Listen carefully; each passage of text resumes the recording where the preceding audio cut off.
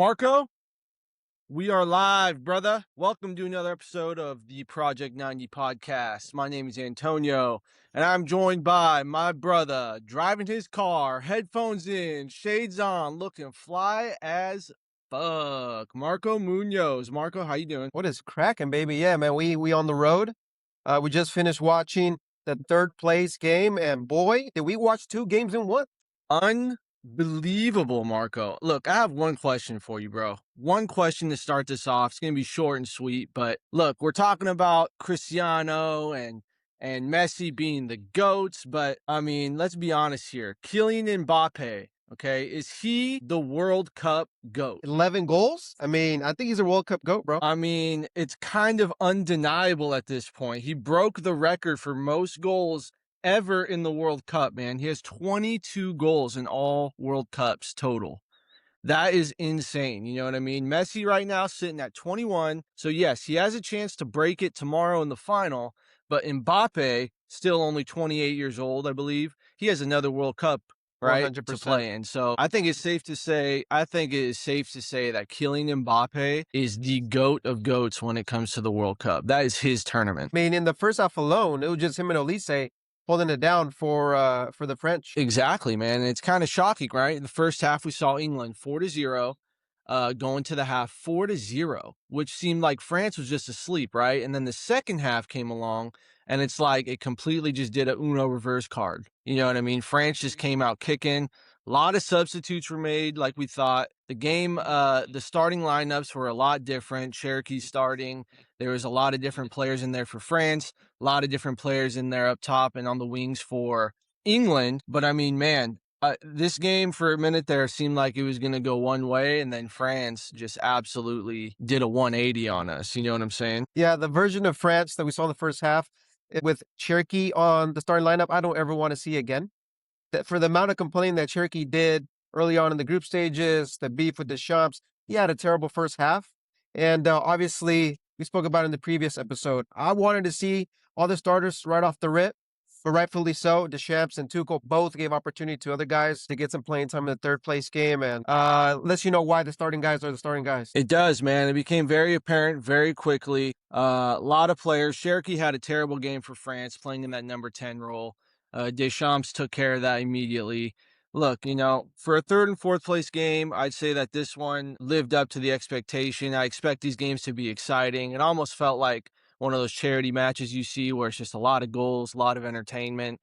And I'd have to say that this game was definitely entertaining. So Mbappe sitting at 22 goals. Obviously now tomorrow, Lionel Messi, arguably the GOAT of all players of all time. Do you think, quick prediction, he breaks that 22 goal record tomorrow and holds it for the next 4 years? I think he holds it for the next 4 years.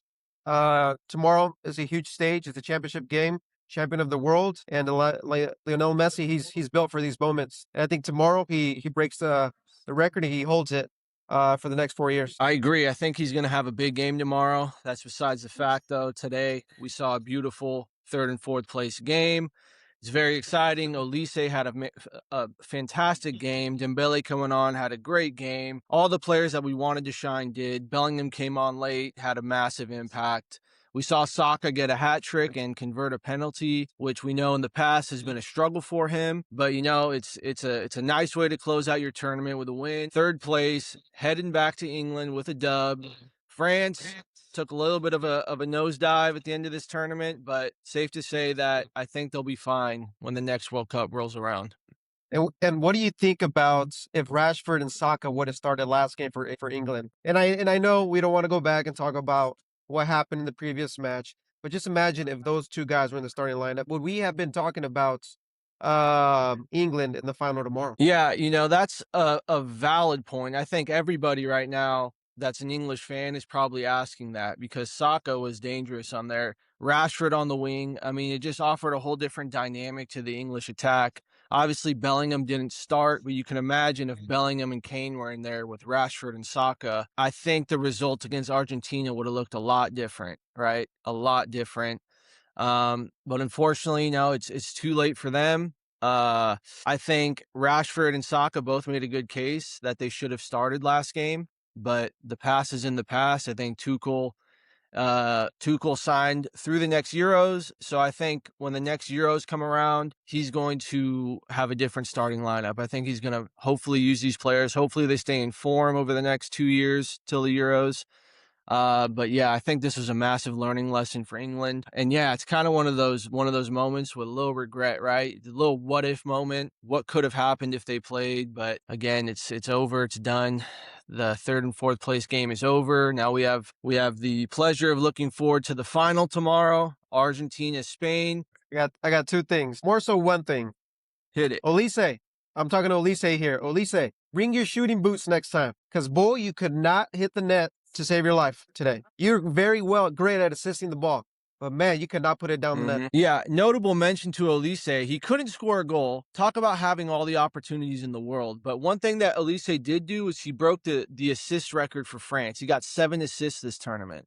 It's the most of any French player ever. So he might not be putting him in the back of the net, but he definitely got the assists. He made up for it there. But if he can get those scoring boots on, talk about having like a lethal weapon on your team for real, man. Because if he could get 7 assists, he could have put 2 goals in today. They could have won that game today. They could have easily won today.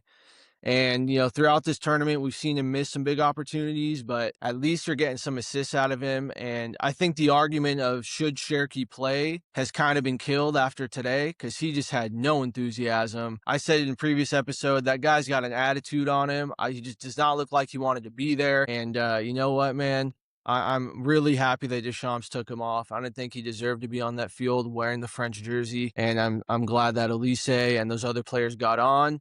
And, Olise took his position back in the middle, and I think is deserved, to be quite frank. So, yeah, man, exciting game. Anything else you want to add before we close it out? Nah, man, exciting game. Definitely 2 games in one, what we watched today.